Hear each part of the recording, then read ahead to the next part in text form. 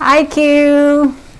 Welcome to my live show. I hope that people are starting to see what I'm doing on the screen. Alright, so I'm going to get started and introduce myself. If I can switch. Alright guys, my name is Stephanie Ib, and if you're tuning in for the first time, never heard about me, that's fine, because I'm new and I'm still learning this whole thing. So bear with me, and I thank you for your patience with all the technical things that I have to go through. Also, I'm a little bit nervous. Just gonna take a little sip of tea. So my name is Stephanie Ib, as I mentioned. I started Sutaibu, which is a eco-friendly brand that I put together in 2019. We sell textiles like Furoshiki with our original art prints. So we also sell art prints like floral art prints, and we kind of choose the ones that are popular and make it into Furoshiki cloth. If you have not heard of Furoshiki, stay tuned, as I will be teaching you today how to use Furoshiki to gift wrap this season. I hope that you're interested in learning how to wrap with fabrics. If not, that's okay as well. A lot of people use paper, but I just personally see that wrapping with fabric is a lot more versatile, and you get to reuse it over and over again. Whoever you give it to next will obviously be able to use it again for the next person. So it's more of a tradition instead of just throwing away all the paper wraps, right? Okay, going to the next slide.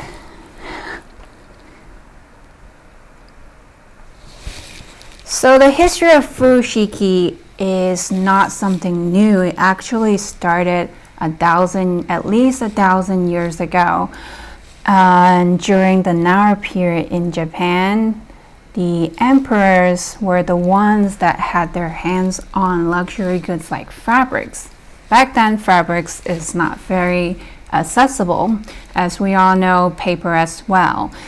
When we had textiles available to the mass population, that's when people started to use fabric to start wrapping things. And back in Japan, that's how people started, carrying and transporting their goods with fabric wrapping. And Furoshiki is basically just a square cloth in different size. And traditionally, there are many different Furoshiki sizes, ranging from 17-inch cloth to all the way up to 48, or even bigger. So it depends on what kind of things you're wrapping. A piece of fabric that is in square can definitely wrap everything for you. As you can see on the bottom, there are all the black and white images how the Japanese used to carry their things with Furoshiki and transporting goods. And today we use luggages, we use plastic bags to replace this very versatile single piece of fabric, because we like to have variety, right? However, we all know that plastic bags has been becoming a problem for our entire world. Recycling them, having them stuck with us for like the past 50 years has been a problem. And so a lot of people are starting to turn to ways to use materials that are more versatile and that you can reuse over and over again. So we are introducing Furoshiki in our line of products at Sutaibu, just because that is one of the products we believe in expanding and giving out more knowledge to other people.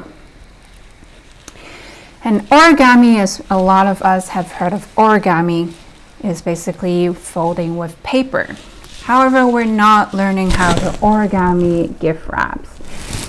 just wanted to touch upon how you can also do origami with, you know, paper that you want to reuse, such as brown paper bag that you get from your takeout. As we all know, we are stuck at home getting a lot of takeout these days with the pandemic.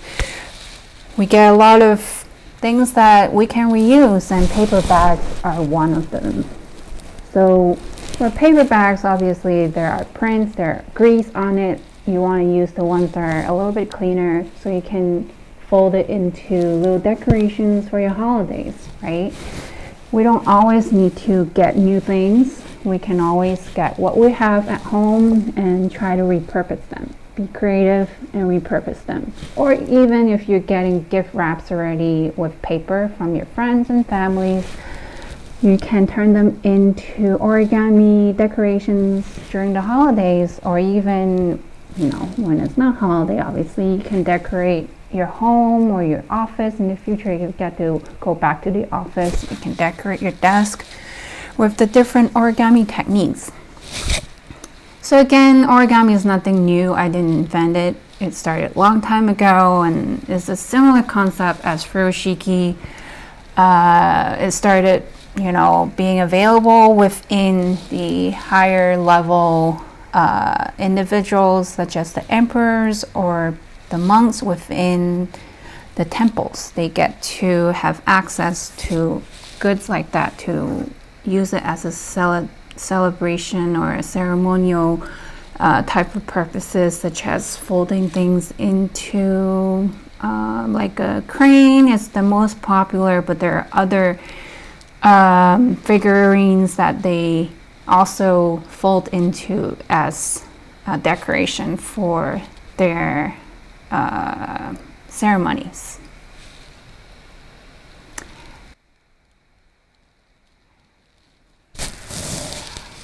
Okay, I see Q is writing to me. Hi Q, I am showing off fabrics today, but in a second.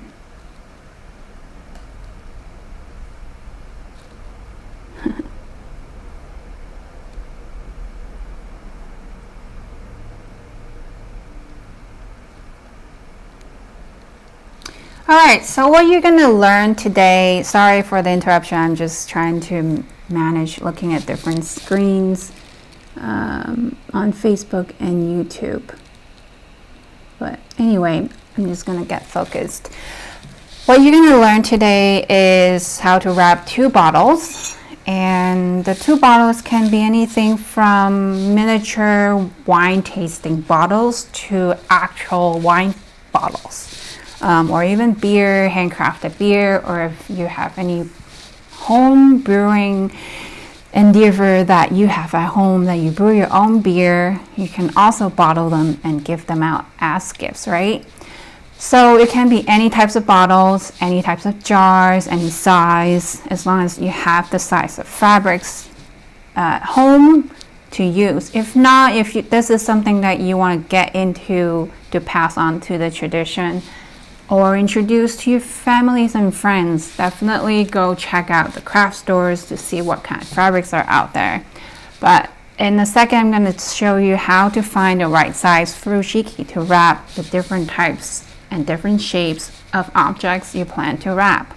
If we have time, we'll also go into doing a bonus of a single jar wrapping technique. And also I'll go through an origami floral bouquet folding technique, so you can learn how to decorate your little furoshiki, to go with your little furoshiki wrapping. Alright, so without further ado, we're gonna get into learning how to wrap.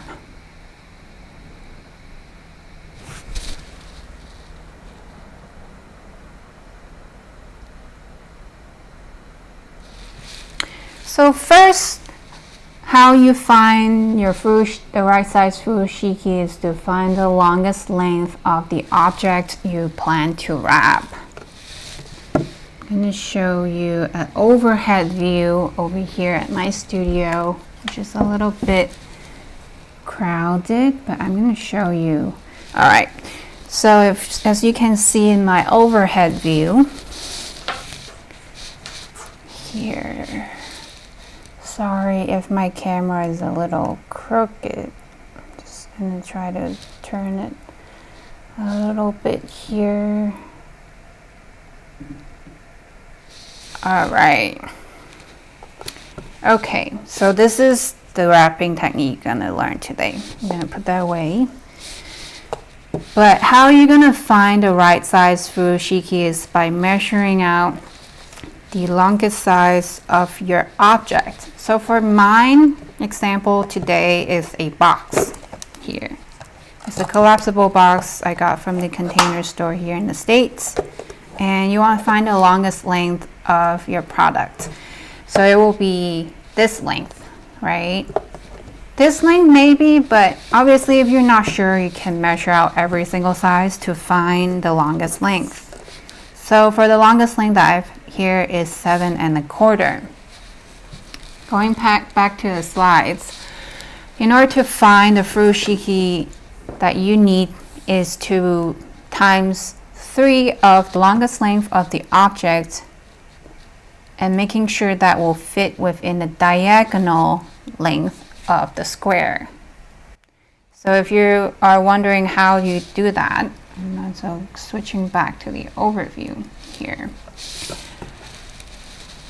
So for instance, this is a 20-inch furoshiki that I have here. When I measure out my diagonal, it is about 29.5 inch.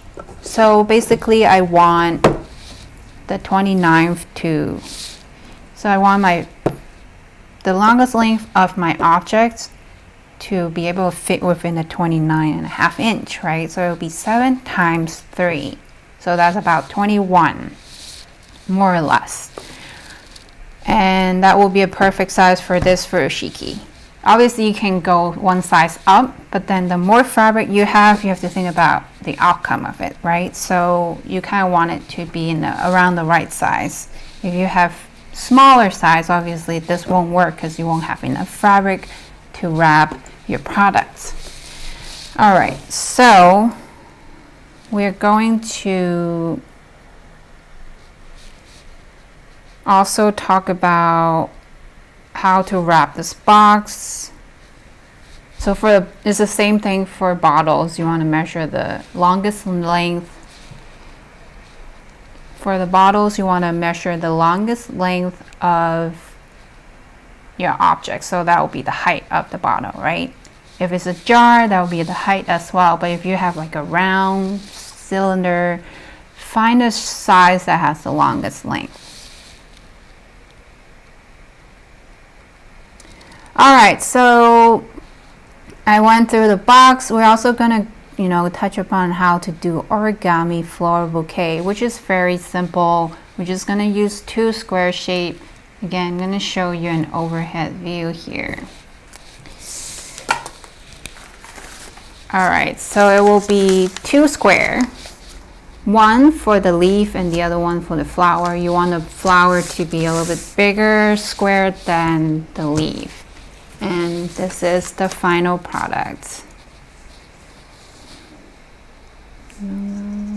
Flower and 3 leaves into a bouquet. All right.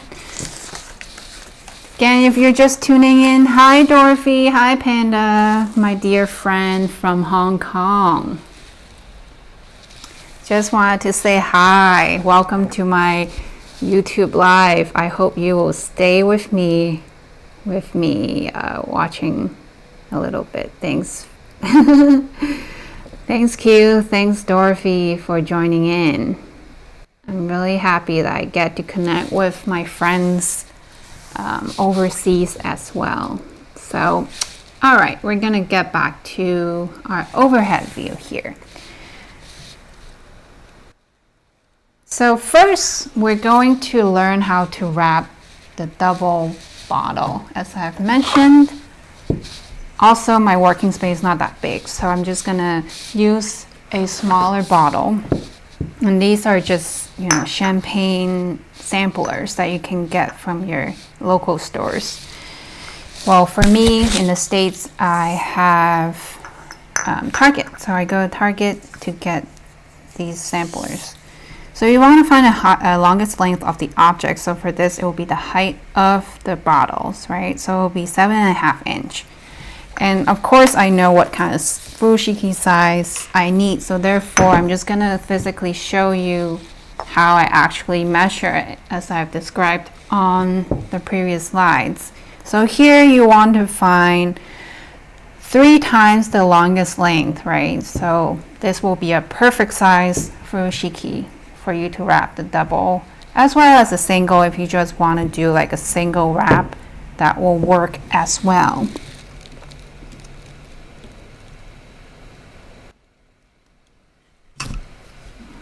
I'm still trying to figure out how to, I guess I won't tilt my camera because my camera over here is too heavy to tilt. Alright, so here's how you do it. Again, if you don't have the materials right now, obviously you can go back to this live stream. It's recorded. You can check back later. And if you're just tuning in, this is not just today. It will be happening until December 23rd. Here.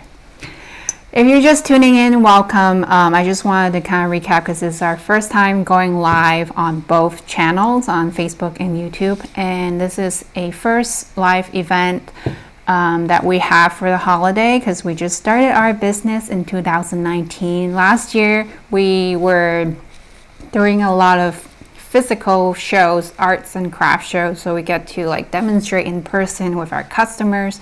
But this year a lot had changed, as we all have experienced that.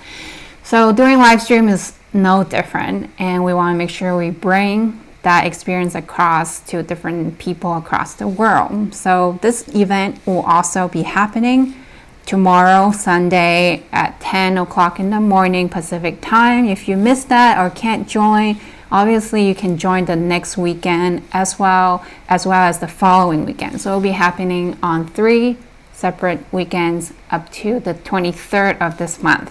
If you stay towards the end of the video, you also get a special email. If you've signed up and RSVP for an email, you'll get a special discount code to shop on our website for the furoshiki products as well as our art prints. All right, I don't want to keep promoting all these different things, but you get the idea of how this works. So we're going to get back to doing furoshiki.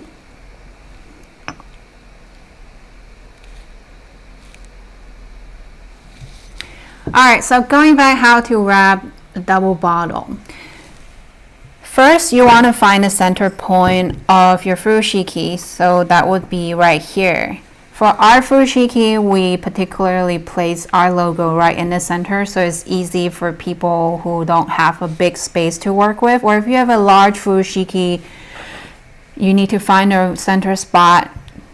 That's the reason why you have a center spot logo right there. Easy for you to wrap. Or if you're just wrapping last minute in your car, it will be also helpful that you have the logo to show you where that center spot is. So you want to place your bottles right in the center diagonally with the top facing the corners.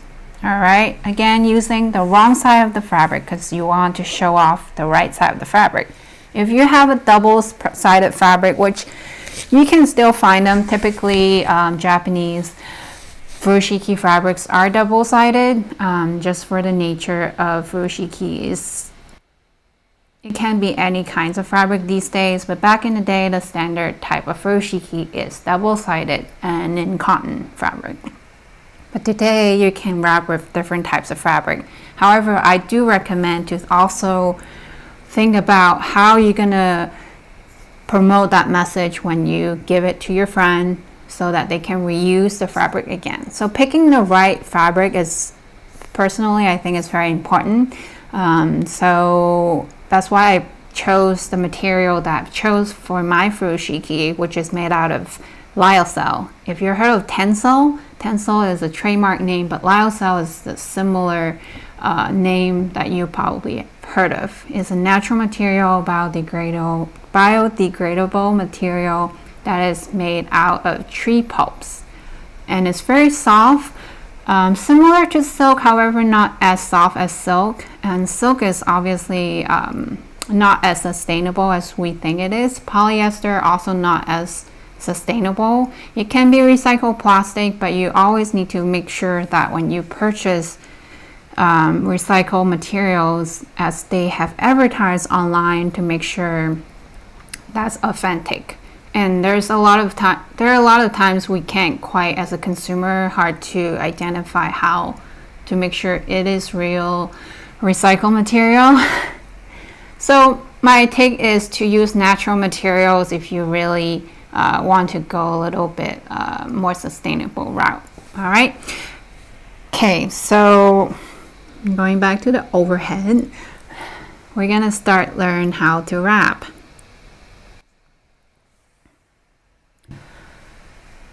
All right, here we go. So we place our bottles right in the center, right?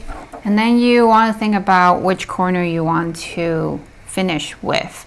Usually I look at the pattern, but at the first time, I guess you don't have to be so rigid, but just pay attention to those little things, because as you wrap, you want to present in such a way that looks great. So you'll pick up the bottom corner, fold it over to the top, okay, making sure the fabric lays over the bottles over here. Try to tuck the fabric underneath here, and then start rolling towards the top. You also want to leave some room up here in the corner to make sure there's no under fabric showing when you're done wrapping. So having a clean edge is also very important, right? So then you leave around 1 to 1.5 inches good enough. So you keep rolling, make sure it's tight and snug. All right. Once you hit to the corner point right here, now your bottle may have shifted around. For me, the middle point became over here already. So you're gonna kind of shift your bottle back in place, right in the center. So like between the bottles, you want this corner of the fabric to sit right in between. You can feel it with your fingers. All right. So again, you want it to be a little bit tighter so it's not a loose wrap, and obviously you don't want your wine to break. You know, when you give it to your friend, you don't want to give them a broken bottle. Also, I'll show you a trick after this. When you finally have the point right in between your bottle, make sure your bottles are secure. Kind of press open the bottles so you have a little gap. So when you press open, your finger can slide in between the bottles, okay? Just a little bit, just so you can have a little room to do the next step. All right, once you have that, we're gonna make sure your wrap here is right in the center on top. Lift with the other hand as you press down with your finger. All right, and then do the same for the other side.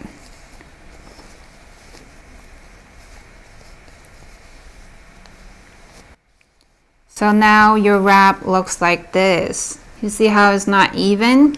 That's okay. You can always go in and fix it, but my trick here is just to kind of tighten it here, wrap it around, move, like kind of turn your bottle, because sometimes turning the bottle will help too. See, it's already moving back in place. But again, you want to make sure your little tab that you had here is secure, because you don't want that to unravel. If you're scared that it will unravel, obviously you can add a safety pin there, right here, to keep it together. All right. So once you have it in place, you can tie a square knot right here. Square knot basically is the opposite of a dead knot. A dead knot is when you do the direction of the overlap of the knot the same way. That would be a dead knot. But since The square knot is not a dead knot, it means you do the opposite. So when you wrap your knot, go from left to right, and then you go with the right to left. That's how you get a square knot. So when your friend or family, whoever this present is going to, when they open it, they will not have a hard time trying to untangle your knot before they can even figure out what's inside. All right, so once you have that, make sure your bowl is nice and neat. I try to not show my under fabric so it looks nicer. Okay, so once you have it wrapped, it will look like this. And see, you can carry it as a carrier too. You know, back in Japan when they first started using furoshiki, that's the main point, is to make sure the wrap is secure and they don't have to worry about having zippers, naps, and all those different buttons that we have today. Obviously, we have those little trims to add on to our products are great. However, sometimes we can be a little bit more creative with how we do things, right? So wrapping with knots, tying the single or double knot, or tying two fabric together to create a knot, just like if you rock climb or if you do other types of nature activity, you'll learn those little techniques too, right? Just like the sailors too, I think they learn all these different types of rope knocks, or if you used to be in Girl Scouts or Boy Scouts, you learn those little techniques too. Similar idea, right? Just going back to the basics on the things with the things that you already own. So here you go. If you have like a bundle of them like this, you can obviously carry them and then show it off too. Like if you go out and give gifts out, right? You don't even have to put in a box anymore. No big bags, no chunky, bulky big bags. You can carry them like this. And then you can obviously add to the bundle by, you know, having a string around and put it on your shoulder, however you want to carry it. I think it's very special to give gifts this way. However, you do want to think about, you know, the different fabrics and materials and all those things, and adding it to your gift wrap is an up cost, right? So if you want to give your friend a smaller gift but you want to kind of dress it up, you can use furoshiki technique too, like a nice furoshiki scarf or like a silk scarf. As long as it's square, then it will be an awesome add-on to your gift. All right, so that's the technique that I've taught today. Every weekend's technique will be a little bit different. So if you want to learn something different tomorrow or the following weekend, you can obviously tune in to learn those techniques as well. However, it'll be a surprise. I won't advertise as much about what kind of techniques you'll learn. I'll just want it to be more, you know, interactive with you guys. So if you're interested to learn more different furoshiki techniques, tune in again tomorrow and the following weekends. All right, next we're gonna learn how to gift wrap with a box. So sometimes when we go to I guess when you buy little things, gifts comes with boxes, right? And sometimes you don't want to ditch the box, you want to keep the box. So I don't think you should discard the box when you wrap gifts. But also, I won't recommend going out to buy boxes to wrap gifts, right? So if you're buying t-shirts, for instance, or if you're buying like an outfit for someone, try to be a little bit more creative. Obviously, you don't really need a box. And if the box is a special box, then I would say, yes, go get it. But then you have to think about when the person receives it, are they gonna keep it or are they gonna toss it, right? So if you're giving a set of outfits, I would go just without the box and wrap it with a nice furoshiki. I think it will be perfect as a gift wrap. And this technique is gonna be very similar if you just wrap without a box. Like I said, you can wrap with a box with any types of shapes, right? So why not just clothes, fold it alone? You can even fold the clothes in a roll form. Roll your clothes like a towel when you roll it. You can wrap it like that and then wrap it like a candy. You know, I'm going to show you a bonus later. I think we do have time. What time is it right now? Yeah, I don't have the clock. The clock went away. Anyway, so I'm going to show you this technique. Obviously, you can dish the box, keep the box, however you want. But my recommendation is not to go out and always get excessive things just to do this technique, because you can do this technique with or without the box for this particular style of wrapping. All right. Okay, I'm gonna go grab. Actually, I'm gonna use this same wrap and then wrap it. Overhead. All right, here we go. So again, you want to measure out the longest length of the object you plan to wrap, and I've mentioned that the longest length of the longest length of the object for this box was 7 1/4. So times 3 will fit within my 29-inch diagonal for a 20-inch side furoshiki. Okay. Again, if you're not sure, do the math, and there's standard size furoshiki, as I've mentioned, out there. And if you're always unsure, you can message me too if you have any questions or comments. Definitely you can message us to get the right recommendation. So here we go.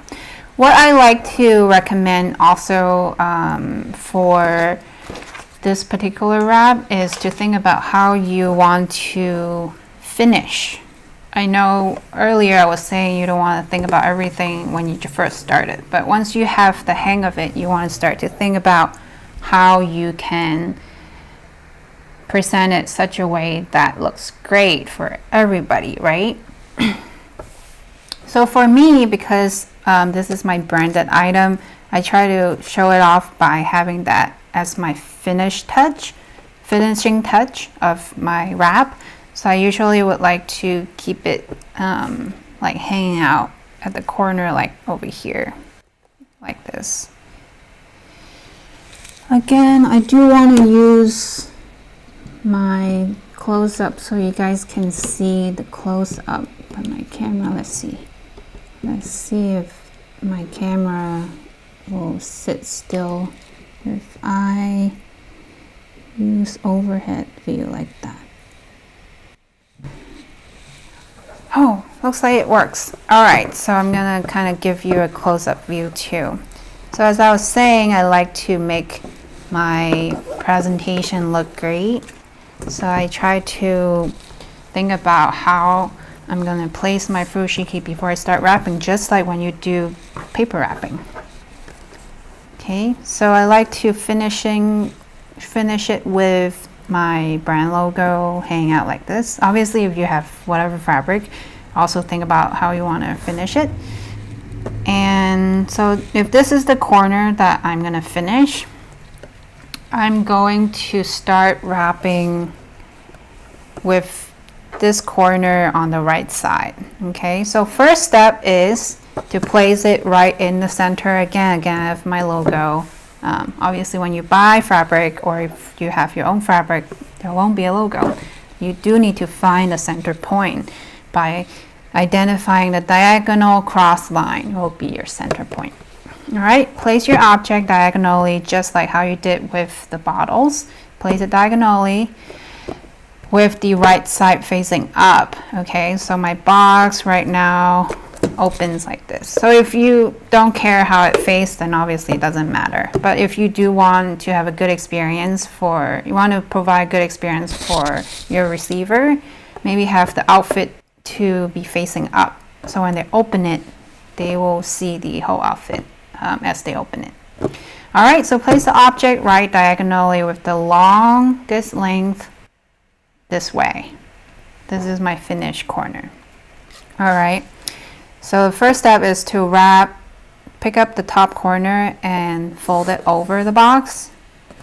And if you have any excess fabric, I'm gonna do the other side. If you have any excess fabric like this, do tuck it under, okay? Don't shift the box around just so you don't have excess fabric, because you do want your box to stay in the center point of your furoshiki. So if there is excess fabric, fold it under. If you don't, that's fine as well. Just leave it as is. All right, so fold this corner over. If you have excess fabric, tuck it under, and then use your left hand, or if you're prominent with your right hand, use your right hand to press it down, and then lift the finished corner over. Now again, you want to be able to see how that's going to present. Do you want the corner to hang like this, or do you want it to kind of hang a little bit more like this, right? So personal preference, but still you kind of need to make sure the box stays in the center. If you have to move the box just a little bit to accommodate that finished look, move the box slightly, but not too much away from the center point, all right? So here we go. I have my flap hang out like this. All right, make sure also that the wrap is not too loose. You don't want your object to be wobbling around, especially when it's a box. It looks much better when you can have it wrap around it closely, just like you would use paper wrap, right?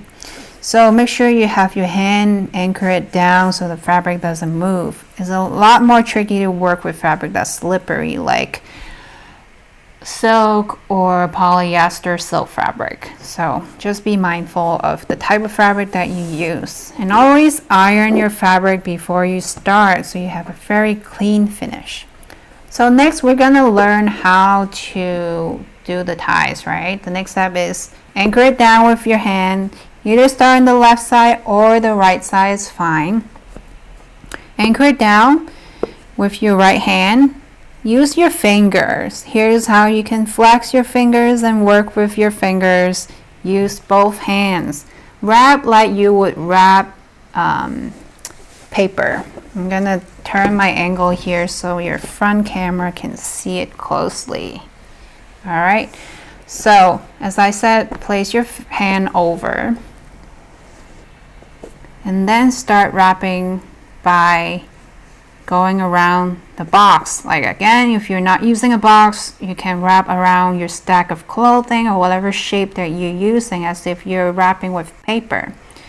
Use your finger to anchor it down so you have a clean edge here.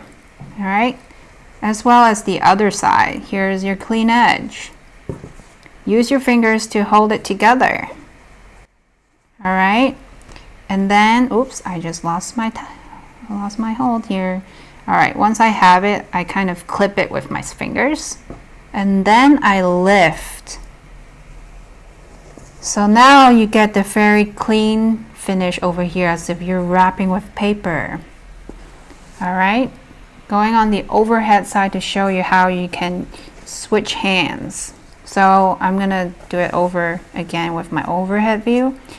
Place your right hand, use your fingers to anchor your folds, lift it,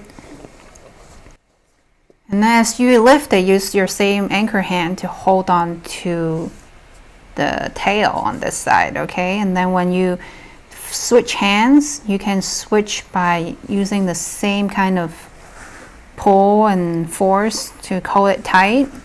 All right, and then anchor it now with your left hand. Now this is the tricky part, because you gotta work with your hands and be tight. Again, the more practice you have, the better you'll be at it, okay? So I'm going to the other side now. So now that I have my left side done, I want to make sure that my box is not sliding, because it's fabric, it does slides around. So you kind of want to push it in, making sure your your folds on the other sides are nice, right? Push it in with your right hand. You see how the folds are already folding back to its original side. All right, I'm gonna keep it as my overhead view so you can see how I do it. So anchor it with your left hand, make sure the box is tight and nice here. Again, use your fingers, warp your other side corners, edges around, then hold it down with your fingers, just the same way. Now you have a very clean edge again here. You see? I mean, my front view is not the perfect, but you see, you get the idea.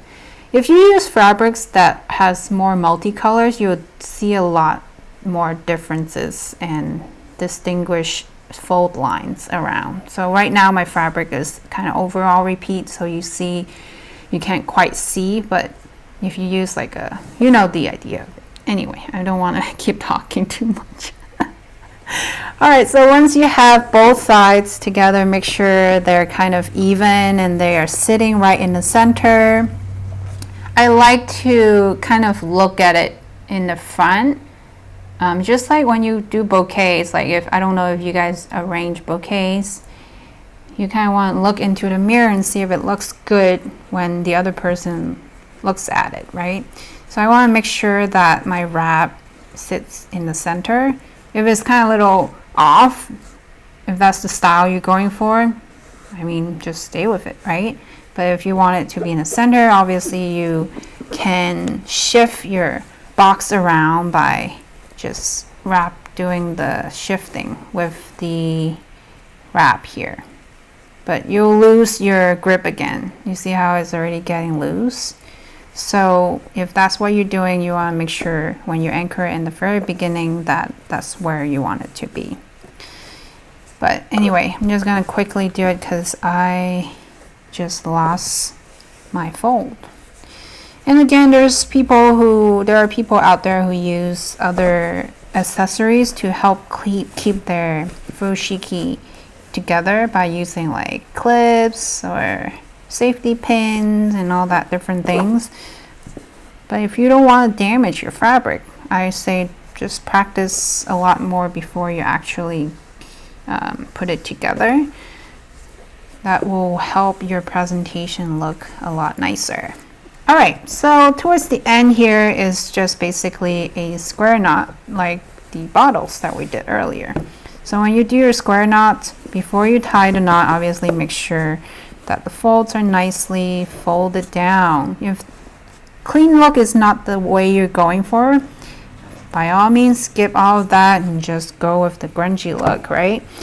So this is another packaging design that you can be flexible and work with. So do a square knot, so that would be the opposite tying overlaps, right? So left to right and right to left. Make sure your bowl looks nice and clean as well. All right. Thank you, OmniGino, for letting me know what the time is right now. Okay, the time is closer to an hour and I don't want to I feel like people are dropping out now, but it's fine. This will be recorded. Hopefully people who are still watching will learn something new today. All right, so here we go. We are done. And when you present your gift, obviously you can present with both hands and look great like this, right? So there you have it. The next thing I'm gonna quickly go through is to fold an origami. All right, origami, we're gonna learn how to fold a flower. I'll do it quickly as I don't have a lot of time left. Do an overview. All right, so we're gonna learn how to do this flower right here. Flower and leaf. We'll start with the easy one, as the leaf is a lot easier than the flower. So here we go. front view. You want to use the outside or the right side of the paper as the underside, okay? You want to find the diagonal line of the papers by folding the top and bottom corners down of your square paper. Okay, open it back up. Now you have your crease line. I have a lot of folds because I already pre-folded, but you find your middle diagonal line, you fold your top corner in and fold your bottom corner in. All right, and then the next thing is to fold the other corner in and the other corner down, the corner on the bottom in again, and then do it again on the same side. So there you have a leaf. Okay, this is the right side and this is the wrong side. Obviously you can use whichever side you prefer, but this is one leaf and you can do maybe like 3 leaves. Like this one, I have 3 leaves. All right, so the next one, we're gonna go overhead view so you can see a little bit clearer.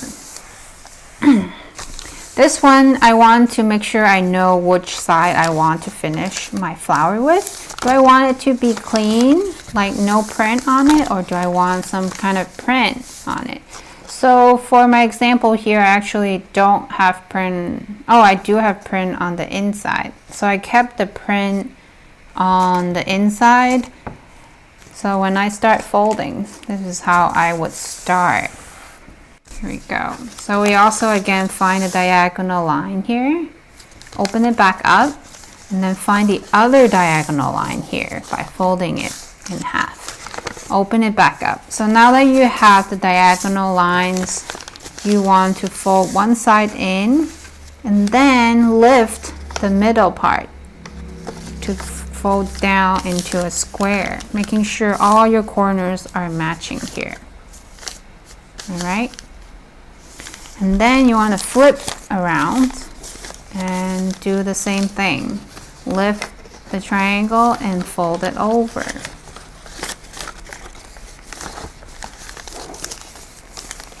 All right, so now you have a square. Actually, I did this wrong. I'm just gonna go back. Don't mind me. As I'm doing this the first time live, I always feel nervous. All right, so instead of folding diagonally, let's just open it back up. Those lines are fine because they are lines that you'll need anyway. So obviously paper, you can't go back and clean the paper. That's why it's important that you know what your folds are. But the ones that we just did are actual lines that we need now. So fold down in half square instead of the diagonal. So you have that line. And then now that you have your mid folded in half over here, so it's like a smaller square, open up the square into a triangle and then flipped and open up in the triangle. All right.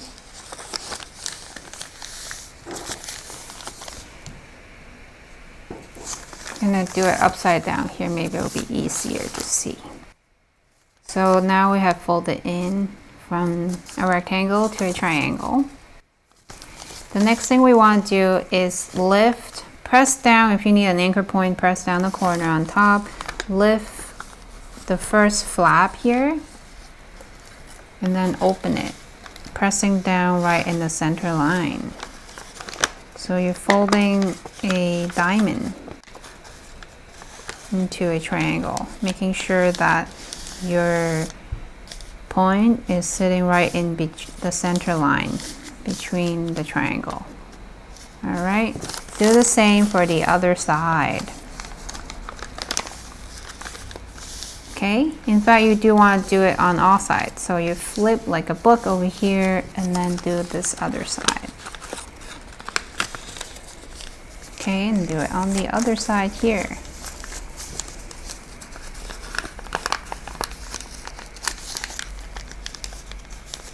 So now you have an uneven diamond shape, okay? It looks like this, with this side closed and these sides open. All right, getting closer to the flower.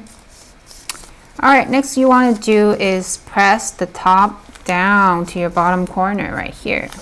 I'm doing it upside down, so in case you're wondering which side you should be folding, just follow how you see it on the screen. So top closed corner down to the open sides.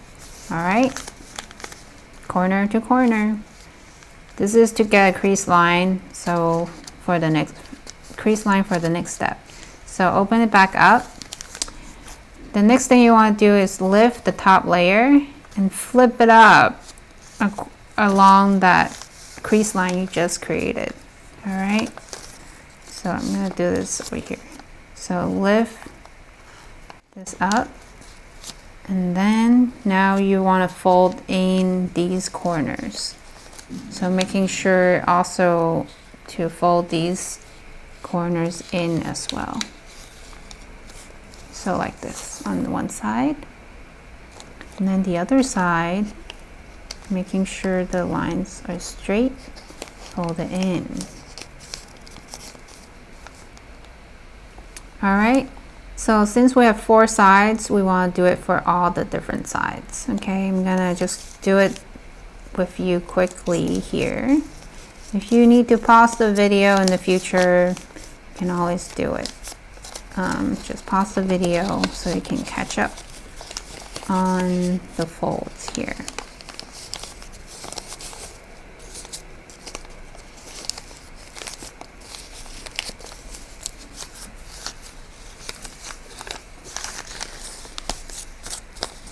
Doing it upside down is so tricky because I can't even see anymore what I'm doing.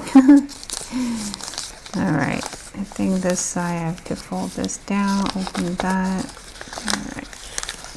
So what I'm doing right now is just repeating what I was doing on the first side. And we're almost there.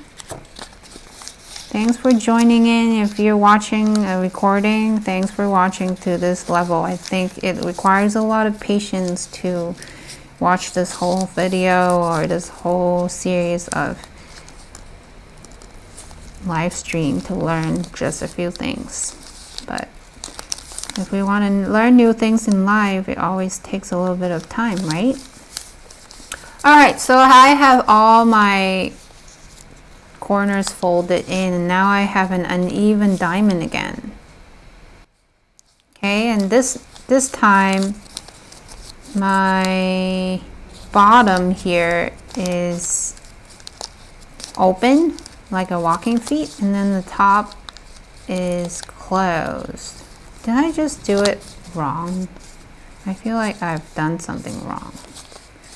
Okay, I don't think so. Anyway, I feel like something is, oh, I see. I just haven't quite have the layers together the right side. So ideally you want to have your layers together so it's more even when you fold your origami. Always you want to make sure it's even. Just like in life, you want things to be even, like Furoshiki as well, you want things to be a little bit more balanced. So when you fold with the same kind of layers on each hand, your crease will obviously be more even as well. So as I was saying, you want your bottom to be walking. That's what I meant by having even layers on the same side, on each side. Then you'll have your bottom layer walking and the top will be closed. So this will be your bottom and this will be your top. The next thing we're going to do is to flip the sides that you have folded in and fold it back down along the crease line. Okay, do it on all the other sides here.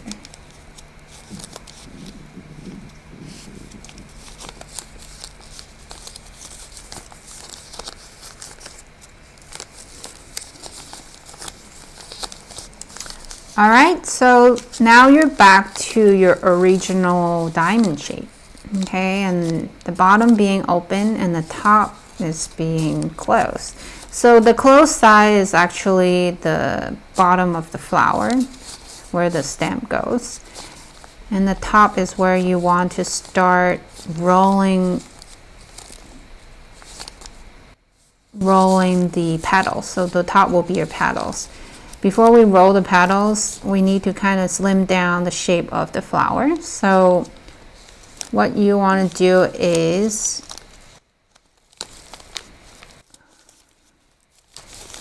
let me see. Again, I'm confused because I am doing it upside down.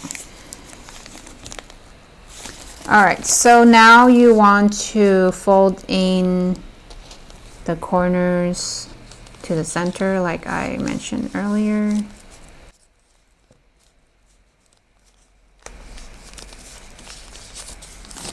All right. Do it on all sides. So this is the side you just fold down, right? You fold it in. And then find the sides that is clean all the way down, because there's sides that looks like this, or more like it looks like this. Not this side, but this side. Okay, and then you fold in the corners.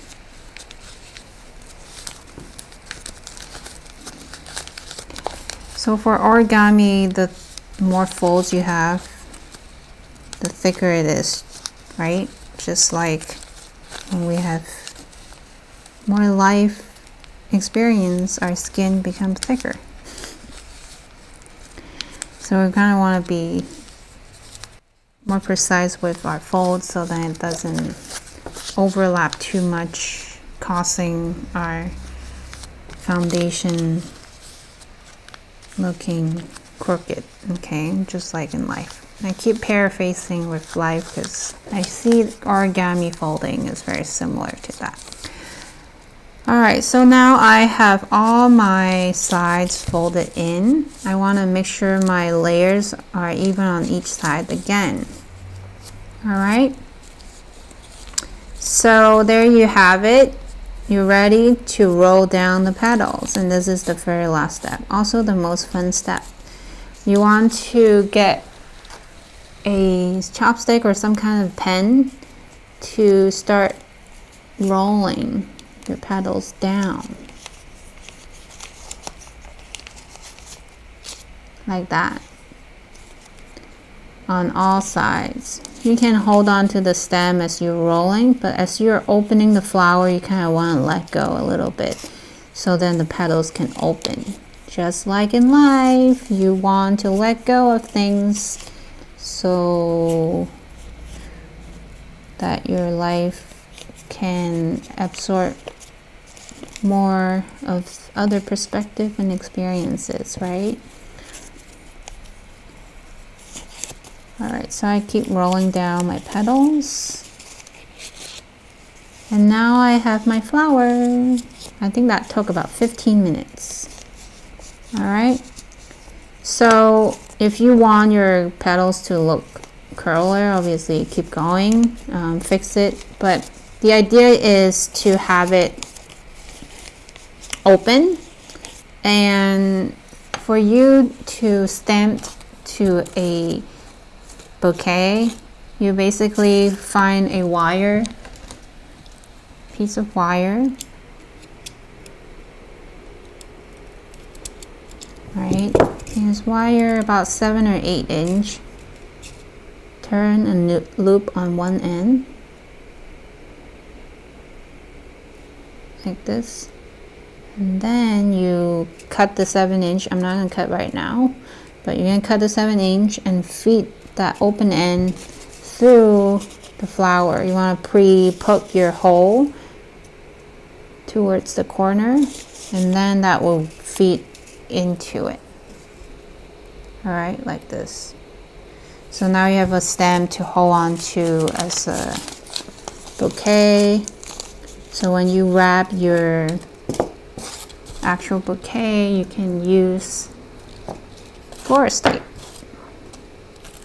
to go around and wrap your bouquet. All right.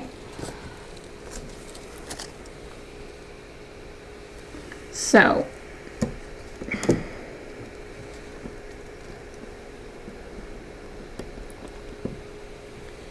that's basically the end of the webinar. Thanks for joining in my live stream today. I hope you learned something new. Again, this channel is new, so a lot of things that I'm promoting may not be as professional as all the other YouTubers out there, but I'm trying my best and learning as I go. For this particular holiday gift wrapping event will be happening again tomorrow, Sunday at 10 o'clock in the morning Pacific time, as well as next weekend and the weekend following. That leads up to, I believe, before Christmas. So if you want to get your holiday gift wrapping techniques in to impress your friends and family this year and be a little bit more conscious on the types of materials you use, please join us again as we will be learning new Furoshiki techniques. If I have time, I'll also add in more origami techniques to show you guys. Thank you for watching, and I'll see you again tomorrow. Bye!